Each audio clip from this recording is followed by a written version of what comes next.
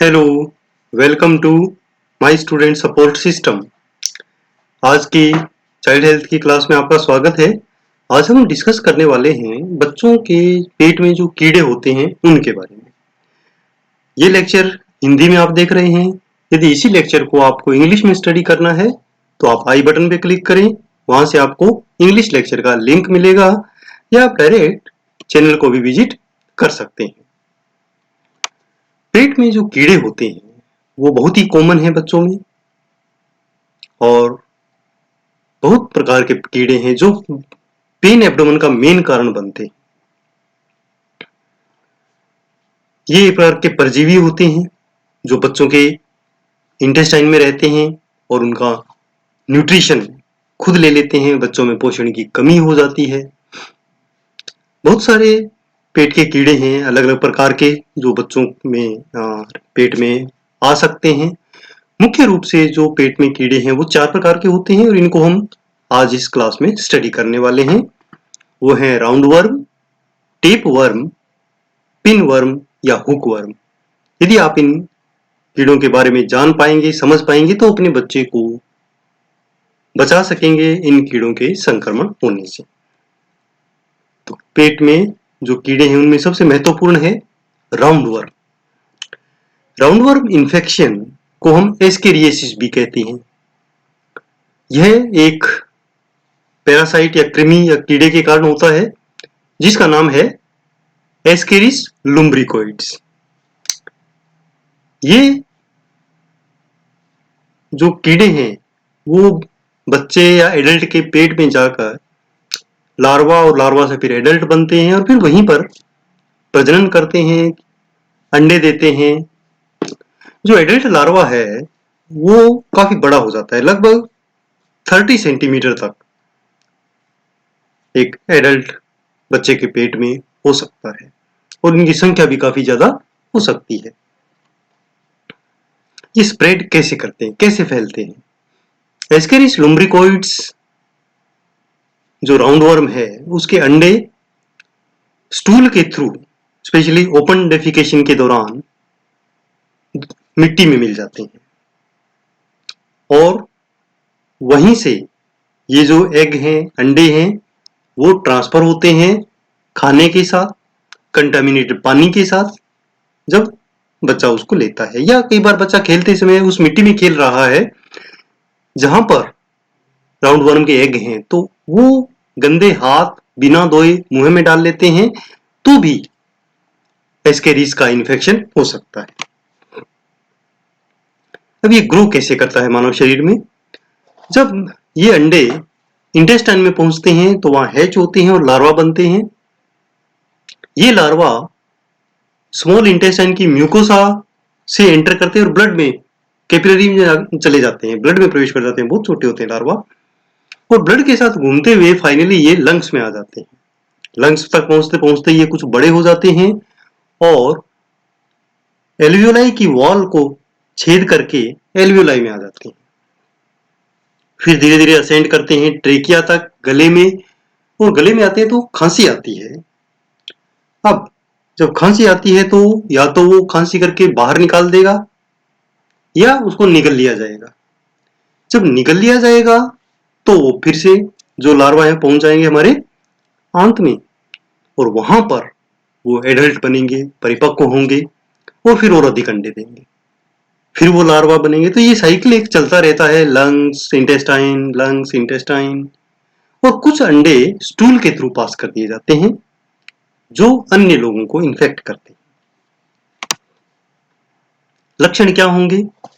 Ascariasis वाले लोगों में सामान्यतया कोई लक्षण नहीं होते हैं, पर जब राउंड वर्म की संख्या बढ़ जाती है तब ये लक्षण पैदा होने शुरू हो जाते हैं।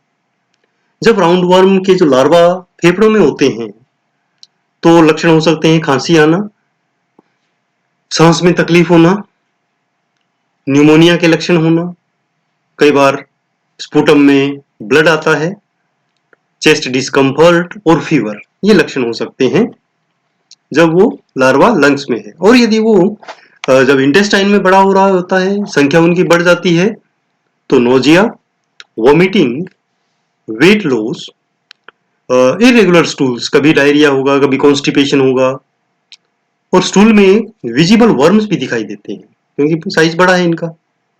भूख नहीं लगती, पेन एब्डोमेन, बच्चा शिकायत करता है पेट में दर्द है, और जब इनकी संख्या बहुत ज्यादा हो जाती है तो इंटेस्टाइनल ऑब्स्ट्रक्शन हो सकता है। इस कंडीशन में सीवियर पेन होता है और वॉमिटिंग आ जाती है। कई बार वॉमिटस में भी ये कीड़े निकलते हैं। ग्रोथ इंपेयरमेंट हो जाती है बच्चों की और बच्चा माल नरिश्ड दिखता है। डायग्नोस्टिक इन्वेस्टिगेशन कैसे होगा? एक तो हिस्ट्री से पता लग जाएगा, यदि पेरेंट्स ने स्टूल में और वोमिटस में कीड़े देखे हैं तो कंफर्म है कि वो एस्केरियासिस होगा। इसके अलावा स्टूल एग्जामिनेशन करवा सकते हैं, उसमें एग्स भी आ सकते हैं, फाइंड आउट हो जाएंगे, कीड़े दिखेंगे।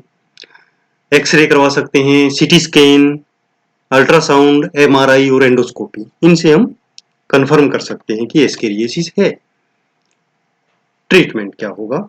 राउंडवर्म इन्फेक्शन का जो इलाज है वो एंटी पैरासाइटिक ड्रग्स होती है, और सबसे आम इस्तेमाल करने वाली जो ड्रग्स हैं वो हैं एल्बेंडाजोल, एवर्मेसिटिन एंड मेबेंडाजोल। गंभीर मामलों में जब राउंडवर्म आंतों को पूरी तरह अवरुद्ध कर देता है, इंटेस्टाइनल ऑब्स्ट्रक्शन हो जाता है, तब सर्जरी की आवश्यकता पड़ती है। दूसरा कीड़ा है टेपवर्म। टेपवर्म जैसा कि नाम से क्लियर है, फीते की तरह ये होता है, फीताकृमि बोलते हैं इसे हिंदी में। ये सेगमेंट्स होते हैं और ये बहुत लंबे होते हैं। मुख्य रूप से दो प्रकार के टेपवर्म मनुष्य को संक्रमित करते हैं, टीनिया सोलियम और टीनिया सेजिनेटा। हालांकि मनुष्यों में जो टेपवर्म है वो सामान्यतः आमतौर पर लक्षण पैदा नहीं करता है, बट कभी कभी इतने सीवियर लक्षण होते हैं कि जीवन के लिए खतरा बन जाता है। हाउ इट स्प्रेड्स, कैसे फैलता है टेपवर्म? जो संक्रमित जानवर होते हैं यानी जिनमें टेपवर्म है, टेपवर्म के सिस्टी सर्कस हैं, उनका अधपका या कच्चा मांस खाने से लोगों में टेपवर्म फैलता है मुख्य रूप से।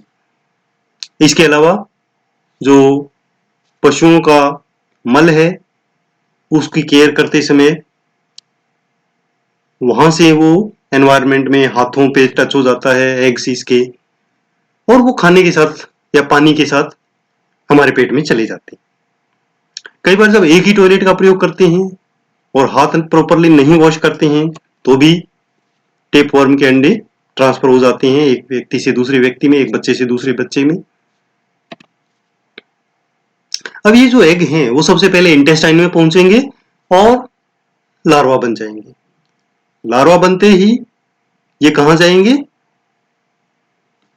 म्यूकोसा को अंदर चले जाएंगे और ब्लड के साथ जाते हुए जो मसल्स हैं वहां डिपॉजिट हो जाएंगे और वहां सिस्टी सर्कस बना लेंगे।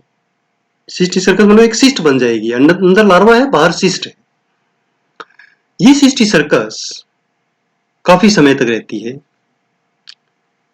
और जब इन जानवरों का मांस कच्चा या अध पका खा लिया जाए और ये सिस्टी सर्कस नष्ट नहीं हो पकने के दौरान, तो मनुष्य फिर इससे ग्रसित हो जाएगा क्योंकि ये इंटेस्टाइन में आ जाएंगे, वहां से इंटेस्टाइन में ये ग्रो करेंगे। ये जो सिस्टी सर्कस जो मनुष्य की आंत में आ गए हैं भोजन के साथ, ये लगभग 2 महीने में एक मैच्योर टेपवर्म बन जाते हैं और इंटेस्टाइन से ये चिपक जाते हैं अपने, उनका एक माउथ होता है स्कोलेक्स, वहां से चिपके रहते हैं, बहुत लंबे हो जाते हैं। टीनिया सेजिनेटा लगभग 5 मीटर लंबा हो सकता है और जो टीनिया सोलियम है वो 2 से 7 मीटर लंबा होता है। इसके जो खंड हैं वो प्रोग्लोटिड्स कहते हैं उनको, और जो एडल्ट वेस्क प्रोग्लोटिड होता है वो ग्रेविड हो जाता है। ग्रेविड होने का मतलब उसमें गर्भ धारण कर लेता है, उसमें और एग निकलने वाले होते हैं। बट एग उससे निकलने से पहले वो जो खंड है प्रोग्लोटिड है वो उस वेस्क टेपवर्म से अलग हो जाता है और स्टूल के थ्रू पास हो जाता है और वहां पर वो अंडे पूरे बिखेर देता है मिट्टी में।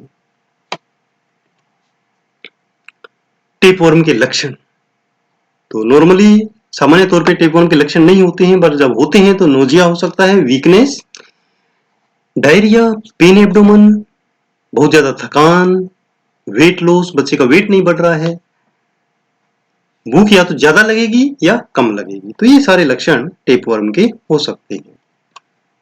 डायग्नोस्टिक इन्वेस्टिगेशन, स्टूल एग्जामिनेशन करवा सकते हैं, वहां एग या सिस्ट दिखेंगे। X-ray, CT scan, ultrasound, MRI और एंडोस्कोपी, इनके द्वारा हम टेपवर्म का पता लगा सकते हैं। इलाज क्या होगा? टेपवर्म इन्फेक्शन का इलाज एंटीपैरासाइटिक ड्रग्स, और सबसे ज्यादा जो इस्तेमाल की जाने वाली ड्रग्स हैं वो है निक्लोसामाइड और मेपाकार्मिन। गंभीर मामलों में जब टेपवर्म, ये जो टेपवर्म है ये लंग्स में फंस जाता है या ब्रेन में चला जाता है, इसके सिस्ट्स, तब सर्जरी की आवश्यकता पड़ती है और ये गंभीर स्थिति है, लाइफ थ्रेटनिंग सिचुएशन है। नेक्स्ट आता है पिनवर्म। पिनवर्म बहुत ही छोटे पतले कीड़े होते हैं, सफेद रंग के, लगभग आधा सेंटीमीटर, आधा इंच से कम, और इसका जो साइंटिफिक नेम है वो है एंट्रोबियस वर्मिक्यूलेरिस। इसकी जो फीमेल होती है उसकी लंबी और नुकीली पूंछ होती है, जिसके कारण इसे पिनवर्म कहते हैं। सबसे ज्यादा जो कीड़ों का संक्रमण पेट के कीड़े होते हैं मनुष्य में, वो पिनवर्म ही होता है। ज्यादातर आप पिनवर्म से संक्रमित देखेंगे बच्चे को। कैसे फैलता है? पिनवर्म के अंडों को यदि गलती से निगल लिया जाए खाने के साथ, पानी के साथ, अंगुलियों के थ्रू, और कई बार सांस के साथ भी ये जाते हैं, क्योंकि बहुत ही छोटे होते हैं।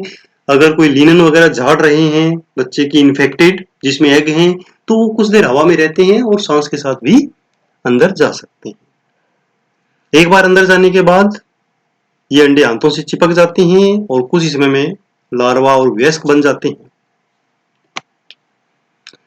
जो ग्रेविड वयस्क मादा है वो जो एग ले करती है, कहाँ करती है? वो अंदर इंटेस्टाइन में नहीं करती, वो रात के समय एनस से बाहर आती है और एनस की जो स्किन है उसके आसपास अपने अंडे डिपॉजिट करती है, और उस समय काफी ईचिंग होती है और बच्चा खुजाता है, खुजली करता है पीछे। और ये जो अंडे हैं जो डिपॉजिट किए हैं, इनके अंदर ही लार्वा डेवलप हो जाते हैं। नॉर्मली जब एक अंडा मुंह में चला गया, वहां से लेकर लगभग 1 महीने के अंदर इसके जो लक्षण है ये शुरू हो जाते हैं, यानी एक जो मादा कीड़ा है वो अंडे देना शुरू कर देता है 1 महीने के अंदर। ये जब रात को बाहर निकलती है और क्रॉल करती है स्किन के आसपास पेरियनल एरिया में, वहां अंडे देती है, तो उस समय इचिंग होती है, बाद में भी कंटिन्यू वो इचिंग होती रहती है। फेवरेबल कंडीशन में लार्वा डेवलप हो जाते हैं और ये लार्वा जो इस समय जो स्टेज है वो इन्फेक्टिव होती है। बच्चा खुजली करता है और वो जब अंगुली मुंह में लेता है, जैसे यहां दिखा रखा है खुजली की, फिर अंगुली मुंह में ली या खाना खाया, तो ये अंडे पेट में चले जाएंगे, तो इसको कहते हैं ऑटो इन्फेक्शन। तो पिनवर्म में ऑटो इन्फेक्शन काफी देखा जाता है। लक्षण क्या होंगे? पिनवर्म से वैसे सामान्यतः कोई लक्षण नहीं होती है ईचिंग के अलावा। ईचिंग होती है एनल एरिया पे, वेजाइनल एरिया में, इनसोम्निया, रात को नींद नहीं आती ईचिंग के कारण, इरिटेबिलिटी होती है, टीथ ग्राइंडिंग होती है रात को, बच्चा दांत पीसता है, रेस्टलेस होती है, और कभी कभी स्टमक पेन और नोजिया भी हो सकता है, उल्टी जैसा होता है। इसका डायग्नोसिस कैसे करेंगे? टेप परीक्षण करते हैं। टेप परीक्षण क्या है? ये सेलो टेप जो इसका चिपकने वाला सिरा है वो एनस के आसपास चिपकाते हैं और उसको जांच के लिए भेजते हैं। माइक्रोस्कोप के नीचे स्लाइड पर रखकर देखते हैं तो उसमें इसके अंडे दिखते हैं पिनवर्म के। ट्रीटमेंट: पिनवर्म संक्रमण के इलाज के लिए काफी एंटीपैरासाइटिक ड्रग्स हैं, जैसे मेबेंडाजोल, एल्बेंडाजोल और पाइरेंटल पामोएट। दवा के एक कोर्स में आमतौर पर एक प्रारंभिक खुराक शामिल होती है और 2 से 3 सप्ताह बाद दूसरी खुराक देते हैं, नॉर्मली 14 दिन बाद देते हैं। पिनवर्म के अंडों को पूरी तरह समाप्त करने के लिए 1 से अधिक कोर्स की जरूरत पड़ सकती है, रिपीट किया जाता है कोर्स। अगला पेट का कीड़ा है हुकवर्म। इसका नाम हुकवर्म है क्योंकि इसके मुंह के पास ये हुक जैसी संरचनाएं होती हैं। मनुष्य में हुकवर्म रोग एनसाइक्लोस्टोमा डुओडेनोल, एनसाइक्लोस्टोमा सेलेनिकम और नेक्टर अमेरिकैनस कीड़े के कारण होता है। हुकवर्म फेफड़े, त्वचा, छोटी आंत सबको प्रभावित करता है। मल द्वारा जो दूषित गंदगी में पाए जाने वाले हुकवर्म लार्वा से जो मनुष्य में हुकवर्म संक्रमण होता है। पहले हमने देखा कि जो पेट के कीड़े वो अंडों से जा रहे थे, बट यहाँ पर लार्वा डायरेक्ट एंटर करता है और वो भी स्किन के थ्रू। कैसे फैलता है? जब बच्चे इन्फेक्टेड या कंटामिनेटेड मिट्टी के संपर्क में आते हैं जहां पर ये लार्वा हैं उस मिट्टी में, तो वो बच्चे की स्किन को पियर्स करके, छेद करके अंदर प्रवेश कर जाते हैं, स्पेशली पैरों के माध्यम से। जब बच्चा नंगे पैर मिट्टी में घूम रहा है और फिर वहां से वो ब्लड में एंटर करता है, ब्लड से लंग्स में, और लंग्स से उसी प्रकार जब बच्चा खांसी करता है या निगल लेता है, जब वो आंत में चला जाता है लार्वा, तो वहां पर वो काफी समय तक एडल्ट होके रहता है, 1 साल या उससे अधिक समय तक इंटेस्टाइन में वो रह सकता है। फिर एग ले करता है और वो जो एग हैं वो फिर से स्टूल में पास होते हैं। अगर ओपन डेफिकेशन है तो फिर वो मिट्टी को इन्फेक्ट करेंगे, इसलिए ओपन डेफिकेशन कीड़ों के संक्रमण को रोकने के लिए बहुत ही सहयोग प्रदान करता है। इसलिए ओपन डेफिकेशन को स्टॉप करना है, सैनिटरी लेट्रिन्स का यूज करना है, तो ये कीड़े नहीं होंगे, स्प्रेड नहीं होंगे। अगर ये कीड़े मिट्टी में ओपन डेफिकेशन के दौरान डाल दिए जाते हैं तो 1 या 2 दिन के अंदर ही लार्वा विकसित हो जाता है और ये जो लार्वा का जो फाइलरी फॉर्म चरण है उसमें लगभग 3 से 4 हफ्ते तक मिट्टी में वो रह सकता है, वो मिट्टी इन्फेक्टेड होती है और जब बच्चा या बड़ा कोई भी उस मिट्टी के संपर्क में आता है तो वो स्किन को पियर्स करके प्रवेश कर जाता है अंदर। फिर वो लंग्स में जाते हैं, लंग्स में वैसे ही खांसी करते हैं तो या तो बाहर निकलेगा या अंदर जाएगा, जब अंदर जाएगा तो वो इंटेस्टाइन में चला जाएगा और वहां पर ये वयस्क हो जाएंगे। नॉर्मली ये जेजुनम की वॉल से चिपके रहते हैं और खून चूसते हैं, बच्चे में खून की कमी हो जाती है। साइन एंड सिम्टम्स, इसमें पेट में काफी दर्द होता है, क्रैम्पिंग होती है, एक्सेसिव क्राइंग, बच्चा बहुत ज्यादा रोता है, नोजिया हो सकता है, फीवर, रक्त आता है स्टूल के अंदर, भूख नहीं लगती, इची रैशेज हो जाते हैं, जहां से वो एंटर करता है वहां रैशेज होते हैं और लॉस ऑफ वेट हो जाता है। डायग्नोस्टिक इन्वेस्टिगेशन क्या होंगे? एक तो फिजिकल एग्जामिनेशन, अगर रैशेज हैं तो पता लग सकता है कि वहां से कीड़े ने एंटर किया होगा, लार्वा ने। स्टूल एग्जामिनेशन करवाते हैं और ब्लड एग्जामिनेशन करवा सकते हैं। ट्रीटमेंट, हुकवर्म का इलाज के लिए प्रभावी दवाएं हैं जो हम दे सकते हैं, मेबेंडाजोल, एल्बेंडाजोल और पायरेंटल पामोएट। गंभीर यदि स्थिति है जिसमें एनीमिया बहुत ज्यादा हो गया है तो आयरन सप्लीमेंट्स भी दिए जा सकते हैं। अब जितने भी हमने अभी तक ये जो पेट के कीड़ों का स्टडी किया है, इनको हम रोक सकते हैं केवल माता पिता को अवेयर करके, जानकारी देकर, हेल्थ एजुकेशन देकर। तो क्या जानकारी देनी है, कैसे हम इन कीड़ों के संक्रमण को रोक सकते हैं? एक तो बच्चों के नाखूनों को छोटे और साफ रखें ताकि नाखूनों के नीचे कीड़े के अंडे ना रहें। पालतू जानवरों को पशु चिकित्सक को दिखाकर उनके परजीवी नियंत्रण कार्यक्रम पर उनको रखें, डीवर्मिंग करें उनका, ताकि परिवार के सदस्यों में वो कीड़े ना फैलें। खाना बनाते समय, बांटते समय और खाते समय हाथों को अच्छी तरह धोएं। उपयोग करने से पहले फल, सलाद और सब्जियों को अच्छी तरह धोना चाहिए। खाना पकाने के लिए तैयार करने से पहले, स्पेशली जब जो मांसाहारी हैं, तो मांस को अच्छी तरह धोएं और अच्छी तरह पकाएं। ये सुनिश्चित करें कि बच्चे जब भी टॉयलेट का यूज करें उसके बाद हाथों को साबुन और पानी से अच्छी तरह धोएं। ऐसा पानी पिएं जो गंदा ना हो, कंटामिनेटेड ना हो। साफ वाटर उबाल कर पिएं यदि फिल्टर्स नहीं है तो।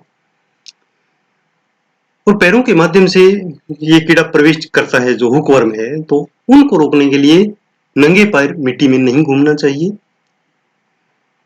सभी के द्वारा सैनिटरी लेट्रिन्स का यूज किया जाए। ओपन डेफिकेशन बिल्कुल समाप्त यदि कर दिया जाए तो कीड़े लगभग समाप्त हैं, क्योंकि मेन फैलने का जो कारण है वो ओपन डेफिकेशन है।